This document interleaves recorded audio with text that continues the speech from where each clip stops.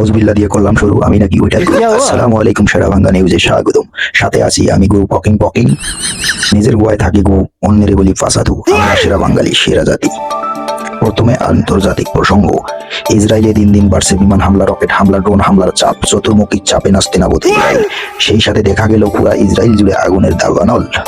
আরেকটা খবর না বললেই নয়, ইসরায়েলের প্রধানমন্ত্রীর মনুরবিসিতে লাগলো আগুন। দেশে হারা পাঠাবেন নেতানিয়াহু। এবার পাকিস্তান ভারত প্রসঙ্গ। ভারতের রামপাড়া মোদের এমএলএ মন্ত্রী উড়িয়ে দিয়েছে পাকিস্তানের পতাকা। কথা হলো বন্ধুরা, আপনারা শুনবেন শুনবেন শুনবেন, মনোযোগ আকর্ষণ করছে আপনাদের। শুনতেই হবে শুনতেই হবে শুনতেই হবে শুনতেই হবে, বিশেষ করে ভারতবাসীকে শুনতেই হবে। কথা হলো, যেখানে পাকিস্তানের পতাকা বেচা কেনা নিষিদ্ধ, সেখানে রামপাটার দল পতাকা ফেল কোথা থেকে? বড় চিন্তার বিষয়, চিন্তিত আজ পুরা ভারতবাসী।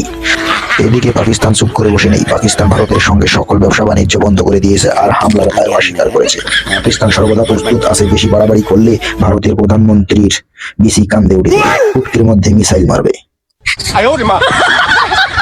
এবার বাংলাদেশ প্রসঙ্গ। বাংলাদেশের ভিতরে প্রবেশ করলো ভারতীয় বাহিনী। বাংলাদেশের বর্ডার গার্ডের খবর পেয়ে তাদের ধরলেন। অবশেষে ভারতীয় সেনা বাংলাদেশের বর্ডার গার্ডের কাছে পাপ সম্বোধন করে পায়ে ধরে বললো, আবার ক্ষমা করে দে, এবারের মতো প্লিজ ক্ষমা করে দে।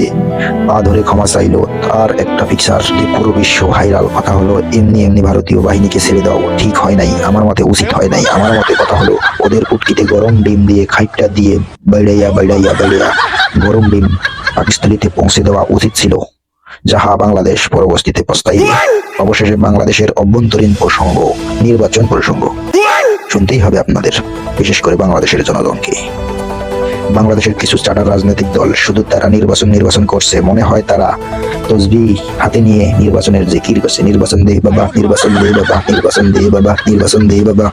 কালীন ক্ষমতাসীন আওয়ামী লীগ হাসিনা আপা উন্নয়ন উন্নয়ন উন্নয়নের তসবিহ গুনছে, ততরূপ ভাবে চাটার রাজনীতিকরা আজ নির্বাচন নির্বাচন নির্বাচন করছে। দে বাবা নির্বাচন, দে বাবা নির্বাচন, দে বাবা নির্বাচন। আরে ভাই, আমার কথা হলো ওইটা। আমার কথা কোনটা? আমার কথা হলো পক পক পকিং পকিং পক পক পকিং পকিং।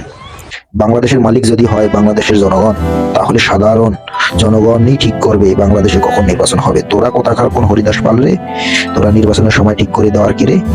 বাংলাদেশের সাধারণ মানুষ চায় আমাদের ইউনূস চাচা 5 বছর ক্ষমতায় থাকুক। ইউনূস চাচা জিন্দাবাদ, ইনকিলাব জিন্দাবাদ। প্রিয় দর্শক শ্রোতা, আপনারা আমাদের পাশে থাকবেন সবসময়। আমাদের নিউজগুলো ভালো লাগলে অবশ্যই লাইক কমেন্ট শেয়ার এবং চ্যানেলটি সাবস্ক্রাইব, এবং ফেসবুক থেকে দেখলে অবশ্যই ফলো করবেন। আমাদের পাশে থাকবেন সর্বদা। আমরা এমন এমন নিউজ তৈরি করে যাবো যেটা আমাদের সেরা বাংলা নিউজ, যাকে ধরবো তার সেরাটা ভেঙবো। সবাই পাশে থাকবেন। ধন্যবাদ।